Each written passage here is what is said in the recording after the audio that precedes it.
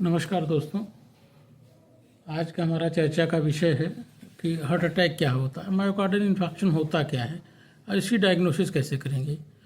यह वीडियो आम पब्लिक के लिए कम है और प्रैक्टिसाइजिंग डॉक्टर्स के लिए ज़्यादा है, खासकर जो हमारे फिजिशियन हैं, जनरल फिजिशियन हैं, उनके लिए।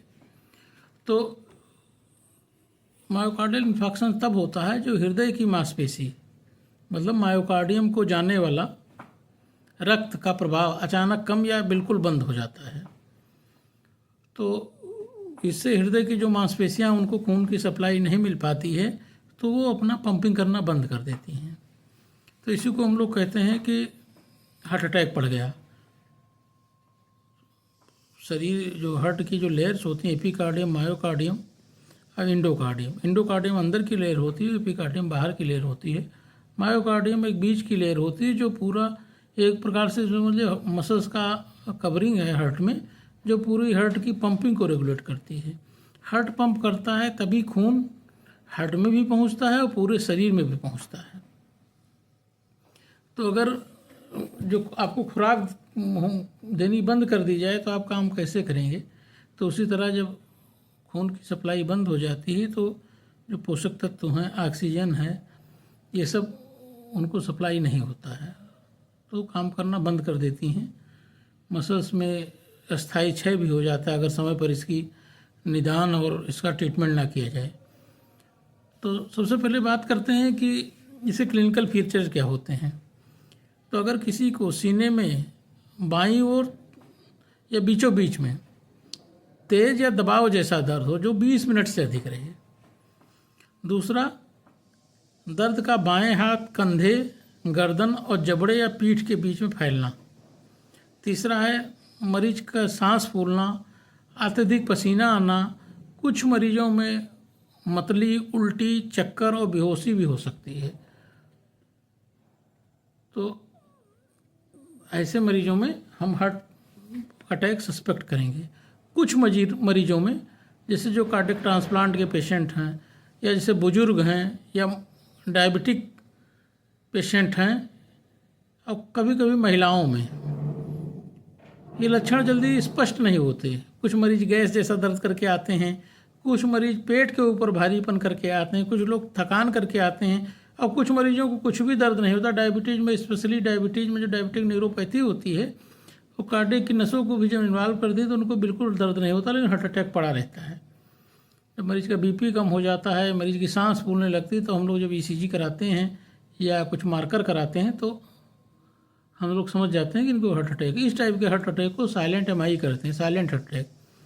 आपने सुना होगा, बुजुर्ग थे, अभी खाए पिए थे, वो आधे घंटे में वो मृत पाए गए या सांस अचानक फूली और 5 मिनट के अंदर एक्सपायर हो गए। तो ऐसे मरीजों में मैक्सिमम जो है हार्ट अटैक ही पड़ता है, लेकिन वो साइलेंट होता है, बुजुर्ग जान ही नहीं पाता कि हमें हार्ट अटैक पड़ा है।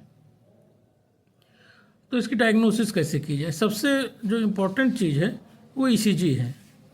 ईसीजी में 3 प्रकार के अगर चेंजेस मिलते हैं तो हम हार्ट अटैक सोचते हैं।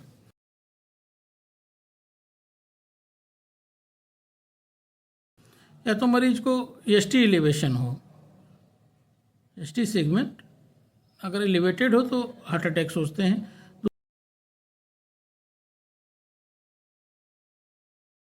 दूसरा, एसटी सेगमेंट डिप्रेशन हो या टी वेव इन्वर्जन हो तो उसको कहते हैं नॉन एसटी एलिवेटेड एमआई।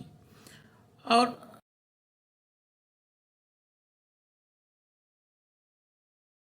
तीसरा है अगर नया left bundle branch block develop हो, तो ये भी नया अगर हो, न्यू, पुराने से नहीं मतलब है। अगर दोनों ईसीजी आपको दिखाए जाएं और नए और पुराने का कंपैरिजन हो, तो नया जो अगर ईसीजी में left bundle branch block develop होता है तो हम हार्ट अटैक सोच सकते हैं।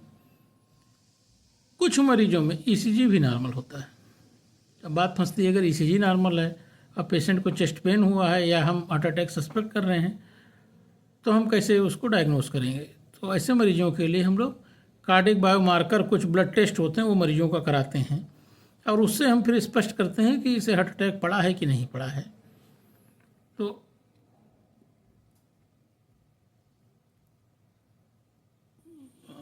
दो टेस्ट हम लोग आते ही पेशेंट का कराते हैं। एक CPK-MB और दूसरा है ट्रोपोनिन। ट्रोपोनिन टी और ट्रोपोनिन आई में से कोई भी एक कराते हैं। ट्रोपोनिन आई ज़्यादा स्पेसिफिक होता है। CPK-MB 3 घंटे में बढ़ जाता है और ट्रोपोनिन आई ट्रोपोनिन टी 3 से 6 घंटे में बढ़ता है। अब ये कभी कभी 10 दिन तक बढ़ा रह जाता है। CPK-MB 3 घंटे में बढ़ता है और 3 दिन में नॉर्मल हो जाता है।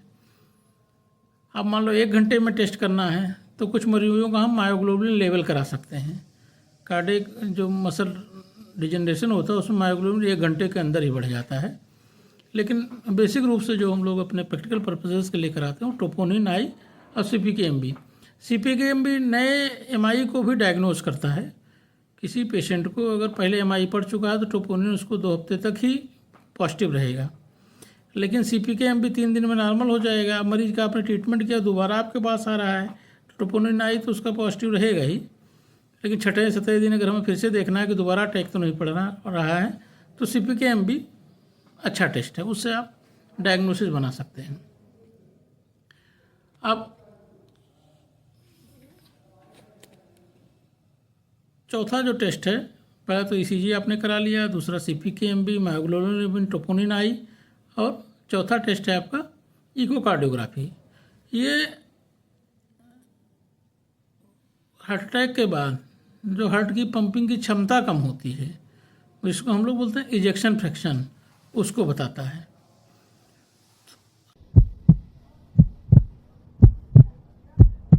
हार्ट अटैक अगर एक नस में हुआ है तो मरीजों को रीजनल बाल मोशन एबनॉर्मलिटी मिलती है। इको में रीजनल मतलब एंटीरियर वाल MI हुआ है तो एंटीरियर वाल में रीजनल बाल मोशन एबनॉर्मलिटी मिलेगी। और हार्ट अटैक के बाद जो LV डिसफंक्शन होता है, मैटर रिग्रेटेशन हो जाता है, ये सब हम इकोकार्डियोग्राफी से देख सकते हैं। पांचवा है कि अगर एकदम सटीक चाहिए तो कोरोनरी एंजियोग्राफी। कोई डायग्नोसिस अगर कहीं से नहीं बने तो कोरोनरी एंजियोग्राफी करके देखा जाता है। इससे 2 फायदे होते हैं, लेवल ऑफ ब्लॉकेज पता चल जाता है, एग्जैक्ट डायग्नोसिस पता चल जाती है,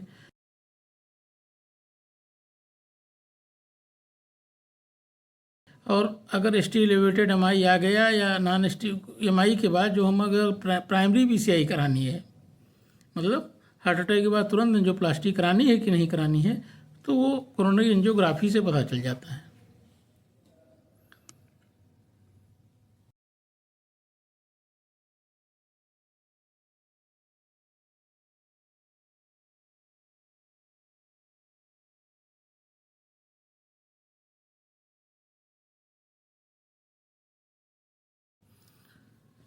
अब इसकी यूनिवर्सल डेफिनेशन क्या है? कब हम कहते हैं कि पेशेंट को हार्ट अटैक है, तो हार्ट अटैक की डायग्नोसिस तभी कंफर्म की जाती है जब मरीज के ट्रोपोनिन लेवल बढ़े हों और एक कोई मौजूद हो, ट्रोपोनिन बढ़ा हो और एक कोई मौजूद हो, जैसे मरीज को जो लक्षण होते हैं, सांस फूलना, सीने में दर्द होना, थकान, ये सब हो, या नई ECG में कुछ चेंजेस हों, या इकोकार्डियोग्राफी में आपको रीजनल बाल मोशन एबनॉर्मलिटी, मतलब जो उसकी क्षेत्रीय दीवार है हृदय की, उसकी गति में कमी मिले, और या फिर एंजियोग्राफी में आपको कोरोनरी थ्रोम्बस का प्रमाण मिले। तो ये सब 4 क्राइटेरिया हैं, और एक प्राइमरी क्राइटेरिया है कि कार्डियक ट्रोपोनिन लेवल हो, बढ़ा हो, और या इनमें चारों में से कोई एक हो, तो हम मरीज को डायग्नोसिस में बोलते हैं कि इसको हार्ट अटैक पड़ा है। अब हार्ट अटैक हमने सोचा, डायग्नोसिस किया, लेकिन साथ साथ 3-4 चीज़ें और लेके चलनी चाहिए कि इससे भी हो सकता है। कुछ पेशेंट आते हैं पूरा लक्षण हार्ट अटैक का रहता है, लेकिन हार्ट अटैक के सारे टेस्ट नेगेटिव आते हैं, उनको रहती है एसिडिटी। कभी कभी कोलोलिथियासिस का पेन, मतलब पित्त की थैली का पेन भी एकदम से इंफीरियर वाल MI की तरह साइमुलेट करता है, और ऐसे पेशेंट एंजियोग्राफी एंजियोप्लास्टी से नहीं, पित्त की थैली के ऑपरेशन से सही होते हैं। जो गैस्ट्रोइसोफेजियल रिफ्लक्स डिजीज है, मतलब जो मरीज को बार बार खट्टी डकार आती है, ये भी एक डिफरेंशियल डायग्नोसिस में आता है। पल्मोनरी एम्बोलिज्म फेफड़े में जो रक्त वाहिकाएँ होती हैं उनमें जो एम्बोलस होता है, उनको जो ब्लॉकेज करता है, उसकी भी डायग्नोसिस, डिफरेंशियल डायग्नोसिस में हार्ट अटैक में उसको रखना चाहिए। एक होता है एओर्टिक डिसेक्शन। जो सबसे बड़ी हमारी आर्टरी होती है एओर्टा, उसके जो दीवार होते हैं, उसके जो वाल्स होती हैं अंदर वाली, उसके बीच में अगर तेज़ी से ब्लड क्लॉट होने लगे या ब्लड उसके बीच में हो जाए, टीयर होके वो वाल बीच में भरने लगे, तो एक डायग्नोसिस वो भी ऐसे साइमुलेट करती है कि मरीज को हार्ट अटैक पड़ा हो सकता है। पेरिकार्डाइटिस, जो पेरिकार्डियम होती है, जो हार्ट को कवर करने वाली झिल्ली होती है, उसमें सब सूजन, उसमें अगर पानी भर जाए तो भी हार्ट अटैक की तरह साइमुलेट करता है।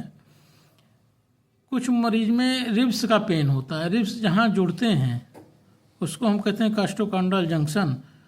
खासकर सेकंड और थर्ड लेफ्ट साइड वाले कॉस्टोकॉन्ड्रल जंक्शन वाले भी पेशेंट हार्ट अटैक की तरह ही प्रेजेंट करते हैं कि बहुत तेज दर्द हो रहा, अंत में कुछ नहीं आता, कॉस्टोकॉन्ड्राइटिस आती है। कुछ मस्कुलोस्केलेटल पेन होते हैं, जैसे किसी को रूमेटॉइड आर्थराइटिस है, तो अगर वो मस्कुलोस्केलेटन में आपका ये इन्वॉल्व कर लिया, रिब्स और रिब्स की मसल, इंटरकोस्टल मसल्स में जो स्पाइन होता है उसमें, या रिब्स में जो पेन होता है, कभी कभी एंकाइलोजिंग स्पॉन्डिलाइटिस भी EMI की तरह प्रेजेंट करती है। और कुछ मरीजों